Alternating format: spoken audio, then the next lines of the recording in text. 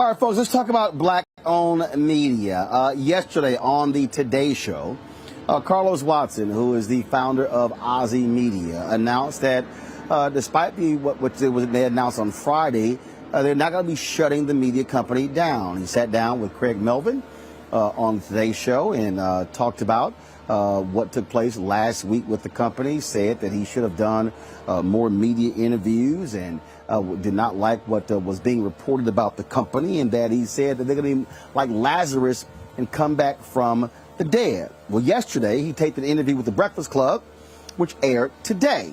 And in that particular interview, 15-minute interview, he talked about a variety of things, answered their questions. During the interview, Charlemagne also revealed that he was an investor in Ozzy as well, apparently invested about $10,000. Well, during the interview, Carlos a couple of times called out me and Soledad O'Brien because we were critical of Ozzy and posts we made.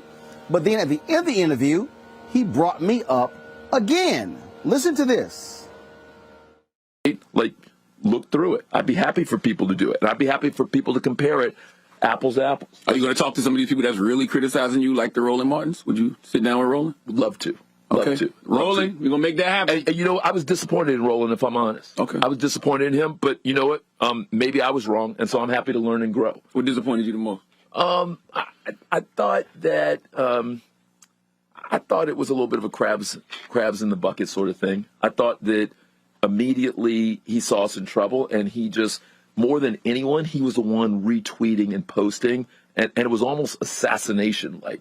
And given his experience at CNN and what happened to him, I thought he'd be the last person being involved in that kind of thing. And so, you know, it is what it is, and I've got to learn from that, and I've got to get better. But if you ever see me doing that, let me know if you see me doing that. I hope you will never see me doing that. I hope even if we have differences, you and I will have the conversation.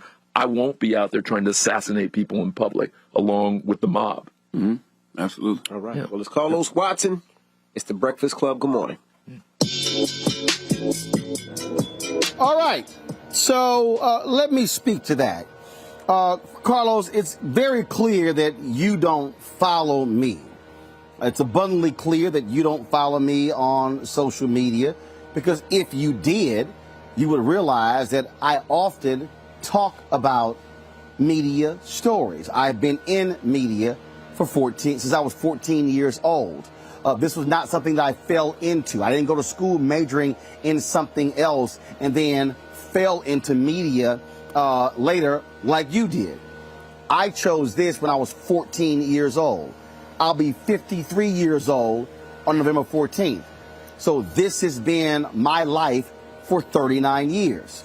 And if anybody who follows me, they know I often post stories, retweet stories, comment on stories that deal with the media. When Joe Concha, who is a media and political columnist for The Hill, who's also with Fox News. Oh, check the timeline. You'll see the comments that I've made directly to him. The other thing is this here, Carlos. You saw what I had to say because I tagged you. See, I ain't no punk. I'm not going to comment about Ozzy and comment about you and not tag you. Uncle Roro don't subtweet. I'm real clear about being open and honest. Folks criticized me when I cracked on Sha'Carri Richardson for coming in ninth. Why'd you have to tag her? Because that's what I do. I don't subtweet. So anybody who follows me knows I'm often talking about media, talking about advertising, talking about all of those different things, because this is what I do. This is what I talk about. And I've discussed other media companies owned by black people. So this whole idea that somehow, oh, it's crabs in a bucket. First of all, it's called crabs in a barrel. It's not crabs in a barrel. And then to say, well, I saw an opportunity. I didn't see an opportunity. The fact of the matter is, I am a black-owned media company that's serving black people. that's targeting African Americans. There are others who watch my show who are not black, who do appreciate the show, and I've gotten emails from them, contributions from them. The reality, Carlos, I don't think I've ever heard you say you're a black-owned company. You probably have positioned yourself as saying, I'm a media company owned by somebody who's African American. The second thing, when you said you called it assassination. So you don't like the fact that I've retweeted others who have had negative things to say about you? Your former writer, Eugene Robinson, who wrote a very critical Substack about you, comments that you made about him. What? That can't be retweeted? Are you suggesting, Carlos, that I, as an African American who owns a media company, that you expected me to be quiet because it involved you? You and I don't have a relationship. We don't. Our paths have crossed. I remember the reason I think I have your phone number because Constance White, who used to write for Ozzy, I think she's still right. I don't know if she's writing for them, said, hey, you and Carlos ought to hook up. She either sent me the number or I sent you a message on LinkedIn, so I got your number. So after the interview yesterday, Charlamagne said, you should call me. You called me. I was busy yesterday with the George Lopez golf tournament. So my booker has already reached out to you, called you and text you about having you come on the show. You sat with the Breakfast Club for 50 minutes. Fine, Carlos. You come on Roland Martin Unfiltered in the Black Star Network, and let's have a conversation about what has transpired. And there's a series of questions that I do have for you.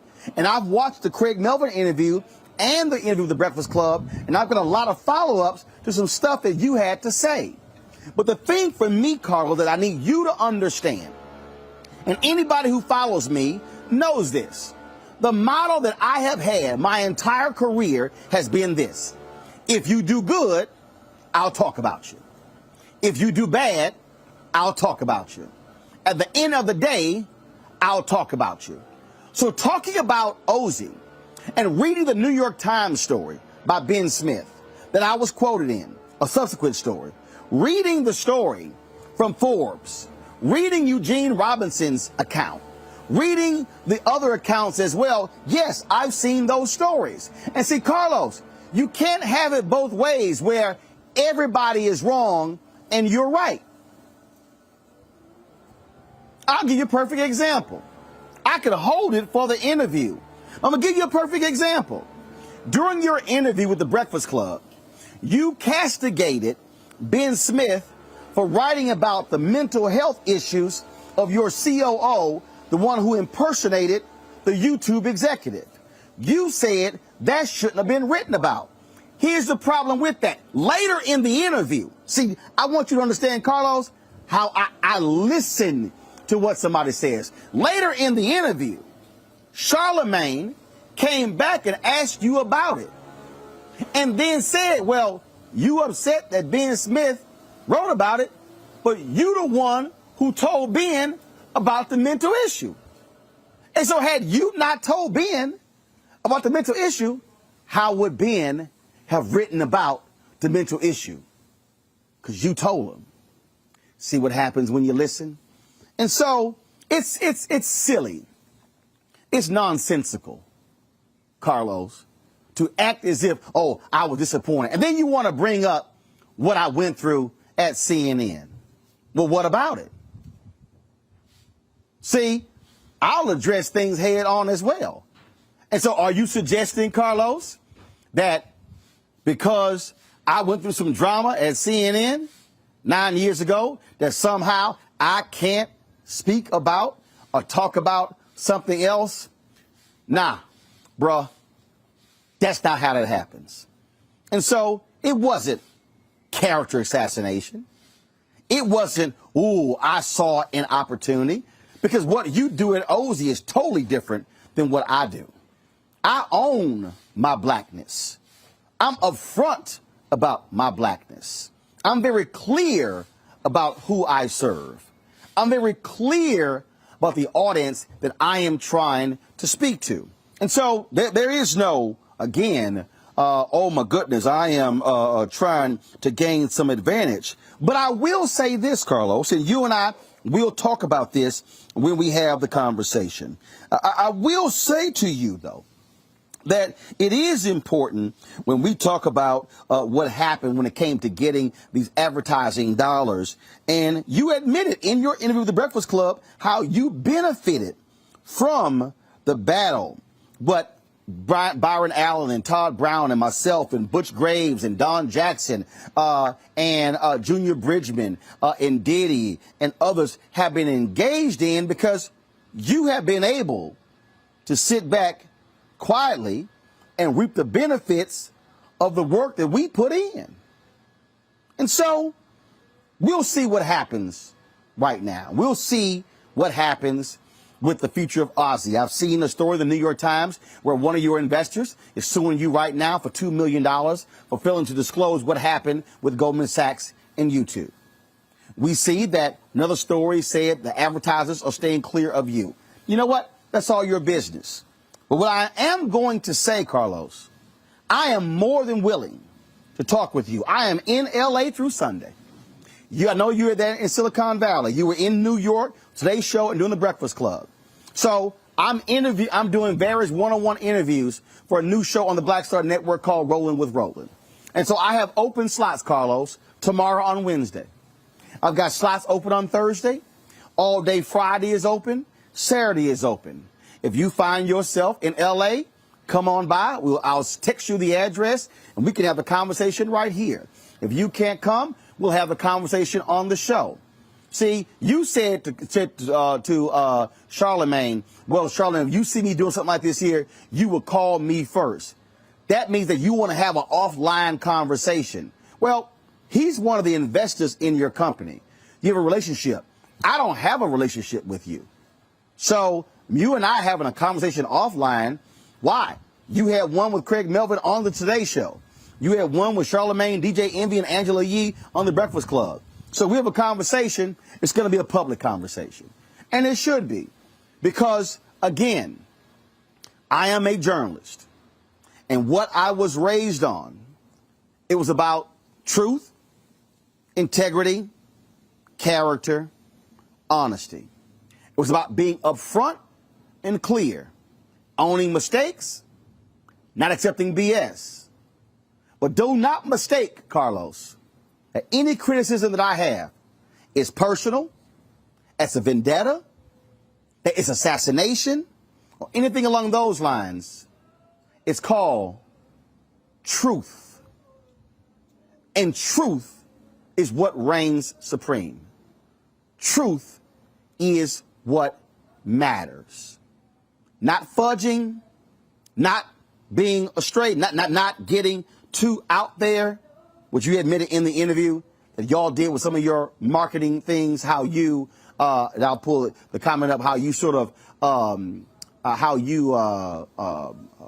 strayed or, you were too aggressive, whatever, with some claims made. Where I come from, we call that lying. But we'll go over all of that in the conversation that we have. But don't ever, Carlos, get it twisted.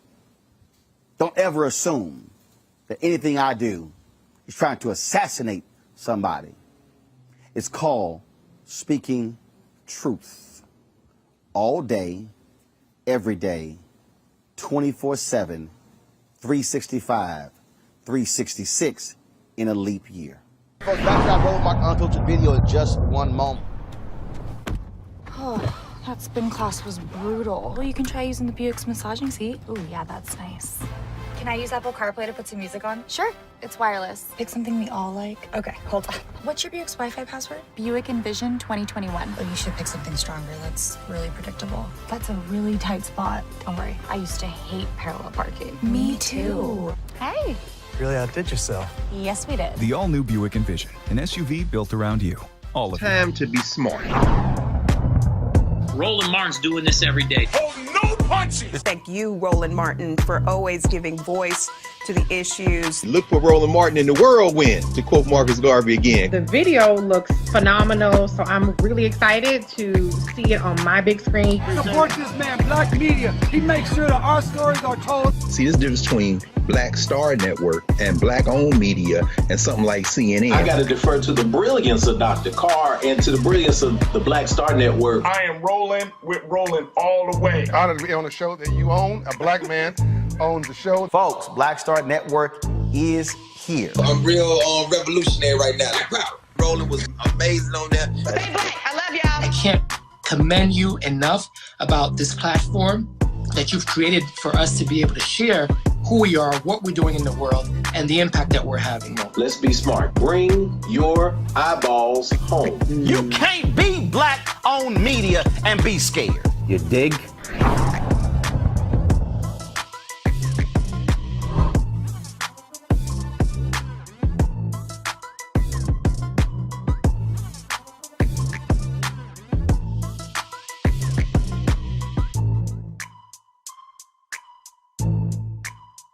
Sage Steele, anchor at ESPN. She is quite known for making other controversial comments that have ticked a whole bunch of black people off. Well, Sage stepped in it again when she did the podcast of former NFL quarterback Jay Cutler and some comments that she made about a variety of topics, including this about President Barack Obama.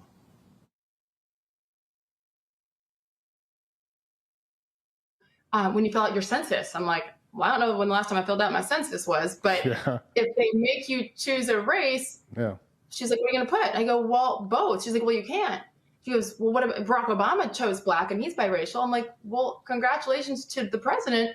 That's his thing. I go, I think that's fascinating considering his black dad was nowhere to be found, but his white mom and grandma raised him. But hey, you do you. I'm going to do me. Okay, that caused lots of problems there. Then the one that really ticked off a lot of people was this comment about women in media and what they wear. But here's the thing, there is a fine line, and I handled it. Like, I didn't get anybody, because that's not my wasn't my personality then. I might now a little more. But I do think as women, we need to be responsible as well. It isn't just on players and athletes and coaches to act a certain way. I mean, I've had talks with young women who would come in and they'd intern with me, with our channel, or just other women who reach out to me now. And I've said to a couple of them, they're like, well, would you look at my tape? Would you do this? And I've said, listen, I would love to, but the way that you present yourself is not something I want to be associated with. Yeah. So when you dress like that, I'm not saying you deserve the gross comments, but you know what you're doing when you're putting that outfit on too. Yeah. Like, women are smart. So don't play coy and put it all on the guys when and again, I'm not saying anybody deserves anything. Yes. But we need to be responsible as women too, because we know what we're doing when we put certain things on and then return a certain text. Or you expect somebody's not going to see you if you go to dinner with this guy? Like, that's on us. That's so true. And all right, so a lot of this started because Sage Steele was not happy that she was forced to take the COVID vaccine if she wanted to keep her job at ESPN. Disney, like many companies, are requiring their employees to be vaccinated. This is what she had to say about vaccines. I think I respect everyone's decision. I really do. Yeah. But to mandate it is sick. And it's scary to me in many ways. But I have a job that I love, and frankly, a job that I need. But again, I love it. I just, I'm not surprised it got to this point, especially with Disney. I mean, a global company like. Yes. Well, so what are we now dealing with? Sage has apologized because this thing really blew up. This is her apology. Please pull it up. All right. She says, I know my recent comments created controversy for the company, and I apologize. We're in the midst of an extremely challenging time that impacts all of us, and it's more critical than ever that we communicate constructively and thoughtfully. Here's ESPN's statement. Please pull it up. All right, then, at ESPN, we embrace different points of view. Dialogue and discussion makes this place great. That said, we expect that those points of view be expressed respectfully in a manner consistent with our values and in line with our internal policies. We're having direct conversations with Sage, and those conversations will remain private. Now, here's what's very interesting when you analyze those particular statements. And it was journalist Karan Phillips. He actually tweeted this out. And he said, wow, quite the different statements from ESPN regarding, say, Steele compared to when ESPN issued their statements when Jemele Hill called Donald Trump a white supremacist. And I'm going to show you these two, and I found it to be, again, real interesting. So this was the ESPN statement that they sent out with Jemele Hill. The comments on Twitter from Jemele Hill regarding the president do not represent the position of ESPN. We've addressed this with Jemele, and she recognizes her actions were inappropriate. Now, that's totally separate than what they had to say about Sage Steele. Now, also in her particular comments, Sage, she had some positive things to say about, come back to me please, about Candace Owens, which was quite interesting. And so, look, Sage Steele has a history. She was of making some comments that she was quite, critical of Colin Kaepernick. There was a point when she was on a flight from Los Angeles and was upset about immigration protests that were going on. You might remember she accused a couple of black colleagues at ESPN accused them of actually keeping her out of a conversation dealing with race. And again, in her comments, she complimented that clueless fool Candace Owens. We know how idiot she is. The thing that also is, so check this out. So let me just go ahead and do this. I'm going to play for you what she had to say about Candace Owens. Here we go.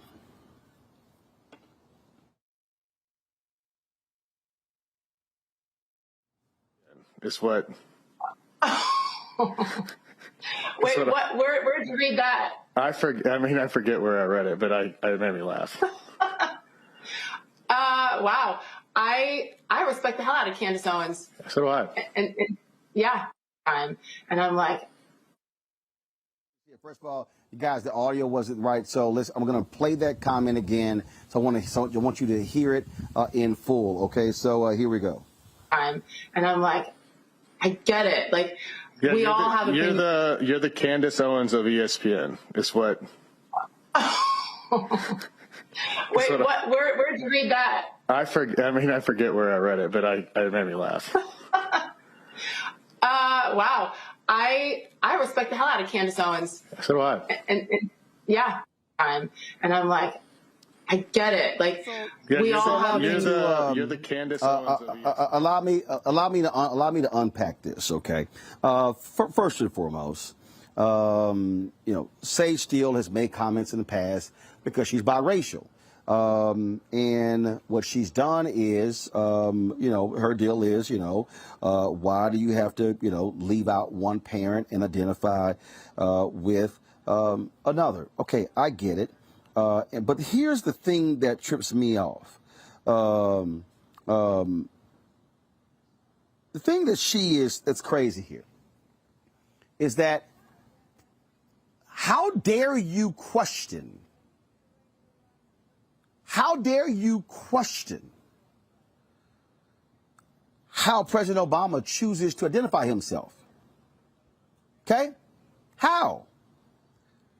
What I don't understand is if that man chooses to self-identify, that's his business. Now, what's so idiotic about Sage's comments is that she was upset about having to choose a race. But if you go back to the first U.S. Census, you've had to identify a race since 1790. Since 1790.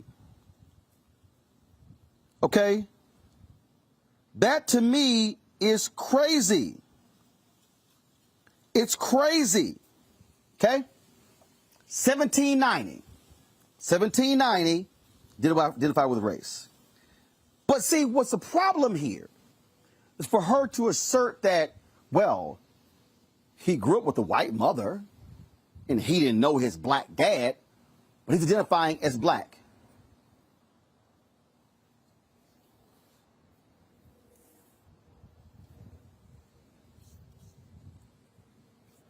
Sage, your daddy's white.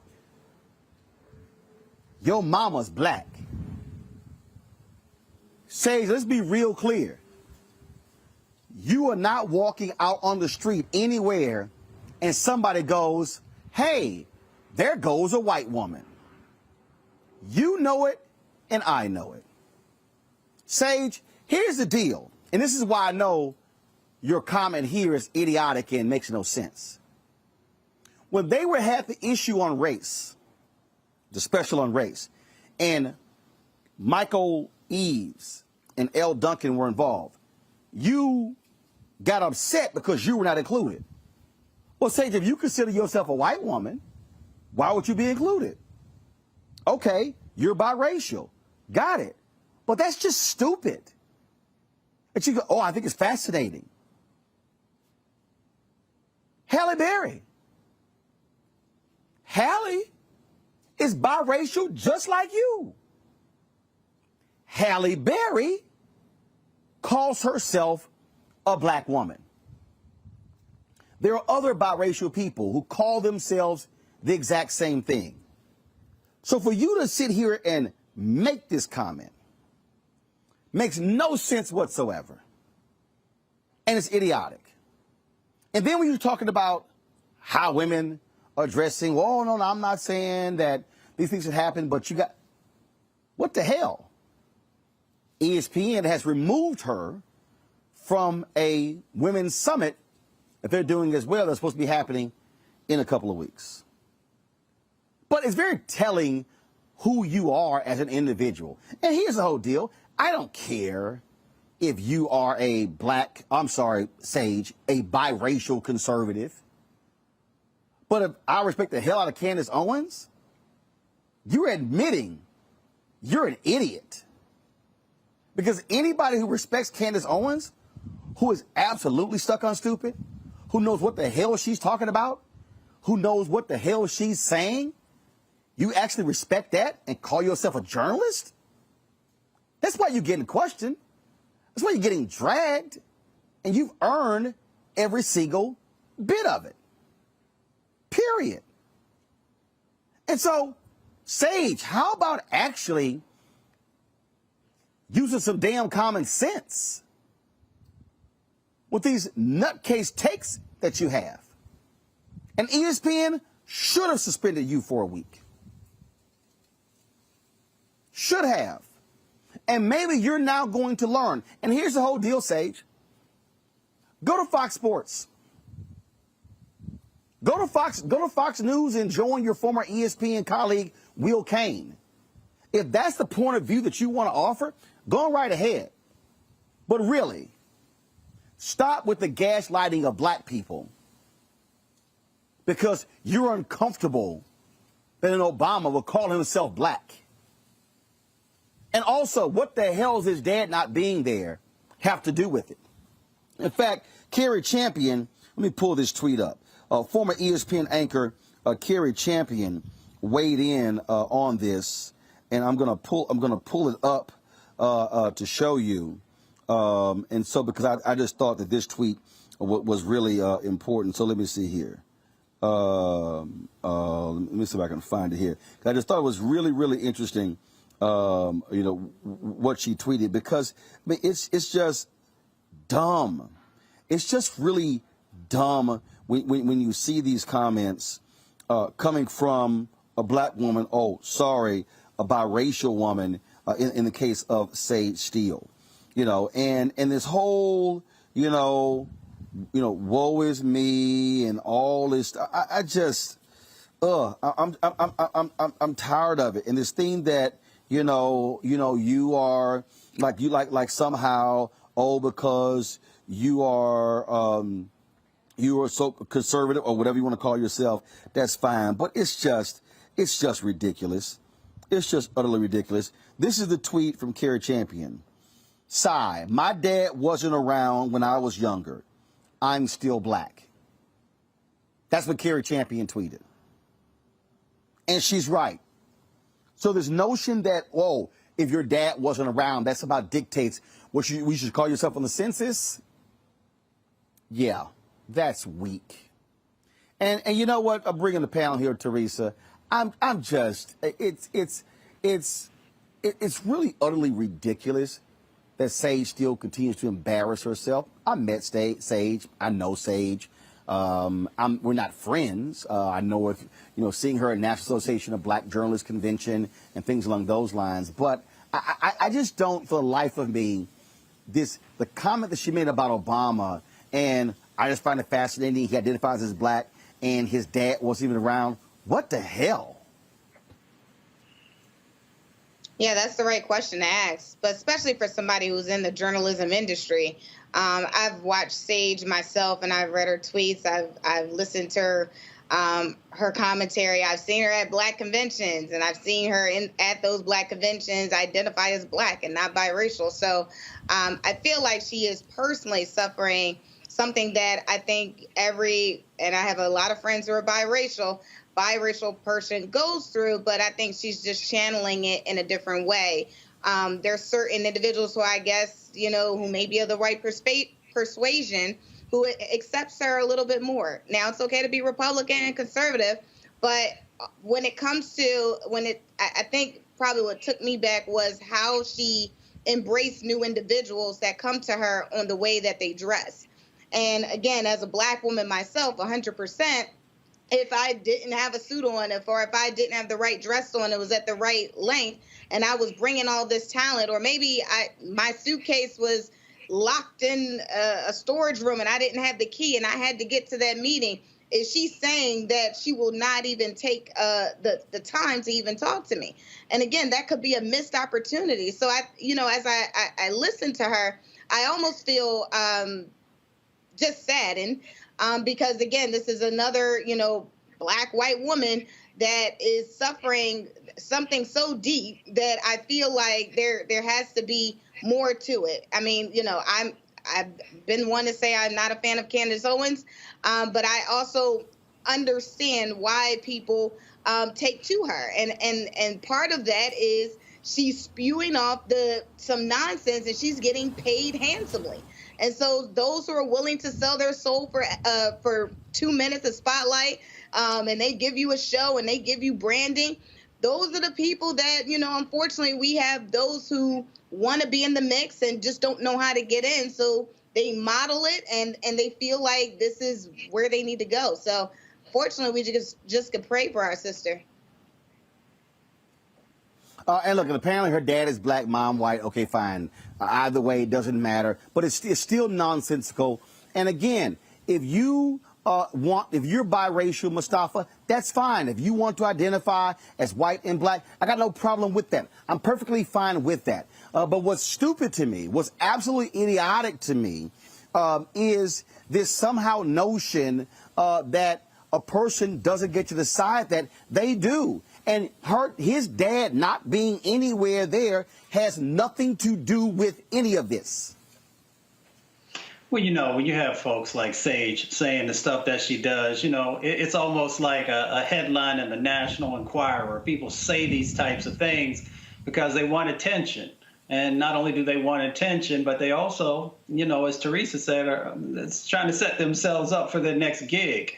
My problem is more on the substance of the things that she's talking about. So when you say that you never filled out the census, then that tells me that you're not also concerned about, the resources that are tied to that can help our communities to be able to move forward. So that's about substance. When you say that, you're against mandates for vaccines, then you don't unpack that, because we understand that our communities disproportionately are dying from that. So if you don't see yourself connected to the African American community, it plays out in the decisions that you are making in your personal life. And then, of course, also, when she made that comment about the young sister coming to her that Teresa just talked about, that also says something. When you're not willing to invest the time with a younger person to help them to get together the things that may be necessary for them to navigate, the corporate world or the sports world, then that also says something about you and your commitment to those individuals or to folks who come from a similar set of backgrounds that you may be, that you came from. So you gotta look at the substance of what the sister is saying and then begin to unpack whatever trauma or hurt that she might be dealing with based upon, how she came up and the decisions that she's currently made. I'm concerned with the message that she's sending about the substance of things that actually impact our communities. She want to be on Fox News, that's all good.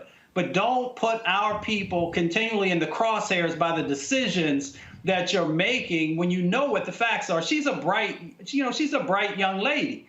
So she knows all these things that are happening inside of our communities, and she should be much more careful with the things that she's spouting. Michael, look, I don't care what her personal issues are. I don't care what drama she's going through. Bottom line is this here. When you make these type of comments where you're questioning someone else, hey, it's foul, it's wrong, and when you're in a responsible position, you need to do better. Yeah, Roland, yeah, that's true. They need to do better. But, first of all, I pay very little attention to Sage Steele. I read the article that the Griot has about these comments and the blow up. But, to quote a great South African freedom fighter, Bantu Stephen Biko, the most potent weapon in the hands of the oppressor is the mind of the oppressed. The most potent weapon in the hands of the oppressor is the mind of the oppressed. And she's a perfect example of that. So we just go through and just look at some of these idiotic comments she made. She talked about President Barack Obama identifying as black on the census, and then she said she doesn't remember the last time she filled out a census form. Hopefully it was 2020, because that's when the last census was. Hopefully it was 2020 last time she filled it out. Secondly, right. I mean, she literally said, "Oh, I can't remember the last time I filled out the census last year."